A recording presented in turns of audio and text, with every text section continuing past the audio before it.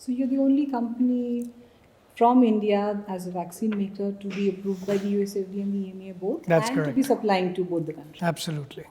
So how does it open doors, for you after the pandemic? The acceptability must have risen, and how do you want to build on that? Yeah, so I mean, Indian companies haven't been able to penetrate those markets, and because of artificial barriers in those countries.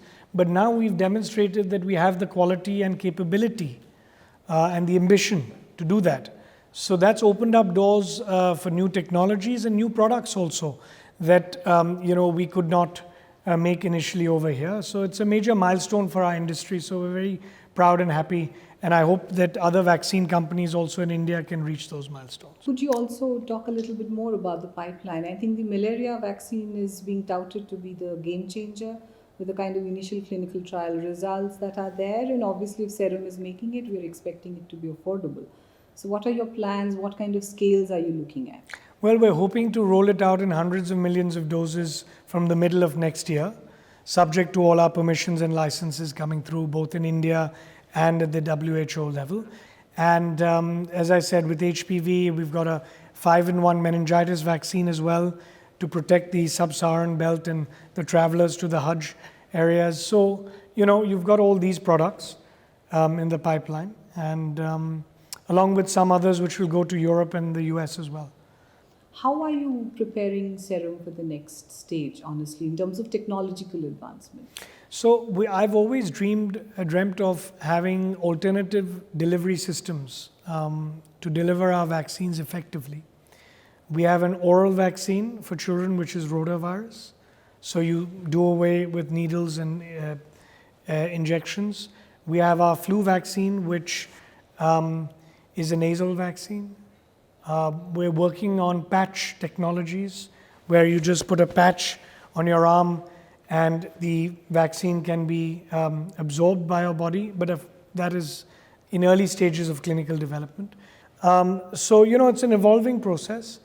Pre-filled syringes is just an alternative where, it's ready to use, so it's easier for a doctor or a nurse to just open the packaging and just administer it. You don't have to take the product out of a vial, or in a lyophilized product, you have to reconstitute it with a diluent and then draw it out into a syringe. So it's a ready to use product, but it costs more. So it'll be a sort of niche product for the higher markets, including some of them in India. So how much investments you've already made and how much you intend to make in the next 2 to 3 years? Well, totally, Serum has invested around 25,000 crores in capex over the last few decades. Around 10,000 crores of that investment was just in the last 5 years, including during COVID. So that just gives you a scale and perspective of what we've invested. Look, I was just talking to someone else recently. We could have grown much faster had we been listed or taken private equity money. But my father and I always chose to maintain our flexibility in decision making. And so we grew organically. It took time, but that time gave us the ability to build a solid reputation of reliability, of quality, timely supply, and all of that. You also mentioned you want to get into mRNA. I think this global pandemic facility will have all kinds of platforms. So for that, are you going for a tie-up with someone who already owns the technology, or you're trying to grow it in-house? And what about the other platforms? Does Serum have all of them, like a viral vector you've already used, inactivated? If you could, Yeah, so we've got, a whole choice of different technologies. Some technologies work better against certain viruses. We've seen that even in the pandemic. We've tied up with Greenlight, which is a company that develops and can develop messenger RNA vaccines in a matter of 3 to 4 months. They have that capability. We're even looking at doing something on monkeypox with them, for example, and other diseases that we hope to make vaccines in the future. It is a technology which needs still some time, because you need to make these products thermostable. Okay, in a pandemic, when we were in a rush, it was okay, but going forward, immunization programs need vaccines that can be stored at +2 to 8 degrees and not -20, -70. That's very important, especially in the hot countries that we deal with. The temperatures are very high. So we've got so many other live attenuated platforms which we use for the MMR group of vaccines, and you've got the traditional bacterial vaccines also, which are the whole cell vaccines that we use for tetanus and pentavalent and all of that. So really we've got the whole gambit and choice of what technology to use, but it's very important to choose the right technology for the right disease. And also you mentioned about monkeypox. You've spoken already that you may consider it. The ICMR has already invited EOIs for that. So all of a sudden we are probably more aware about infectious diseases. So which are the other diseases that Serum is looking at probably? Well, yellow fever is one. That's also got a shortage of capacity in the world. With monkeypox, again, we need to be aware that because of the COVID-19 pandemic, the global health systems have now, not only are they on high alert, but they have the tools and mechanisms. I wouldn't call them new diseases, but the emergence of some of these diseases. Monkeypox has been around for decades. It was discovered, I think, in the 60s or 70s, but it's probably been around before that. And you're seeing a lot of that going on right now as we encroach on, the animal habitats and travel and all of that. But also when you combine that with our ability to diagnose and test something that wasn't possible earlier, we're seeing so many of these cases, and that's a good thing. So that we're aware, we know where it's happening, and we can isolate that area or recommend precautions that people in that area should take. And if you even go back to the smallpox days, there was a concept of ring vaccination, that only people in that because there was a shortage of supply, or you don't want to make so much and vaccinate the entire population for something which is only going to be endemic or cause outbreaks in certain areas, you vaccinate those areas and those groups of people. Again, contact tracing and people who have come into contact in the last few days with someone who's got monkeypox is another tool that we developed, in the COVID pandemic times, that you can then vaccinate and at least protect those people because you feel those would be highest at risk.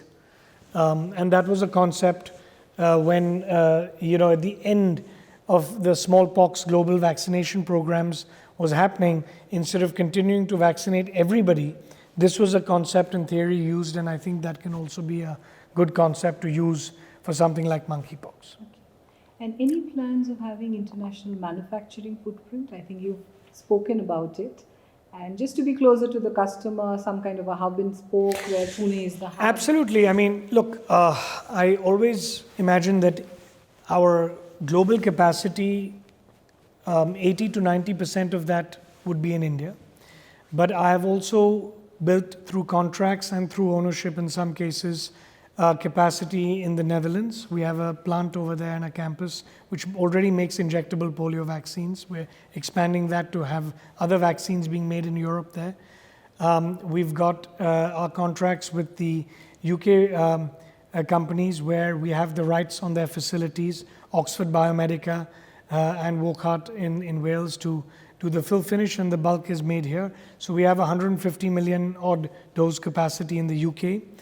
And in a month or two, I hope to tie up with some partners on the African continent to also build up to a 200 million dose capacity through contracts, maybe not owning and running a facility, but through partnerships where we can send our bulk and doing things like that as well. So I think beyond that, I probably won't expand in terms of building global capacity, because you in vaccines need economies of scale to bring the prices down. And having multiple facilities doesn't make sense. But one thing we learned in the pandemic is that yes, if you do have, let's say in Europe, UK, African continent, some capacity, it could help dealing and responding faster to localized outbreaks, and having some base out of India is also important.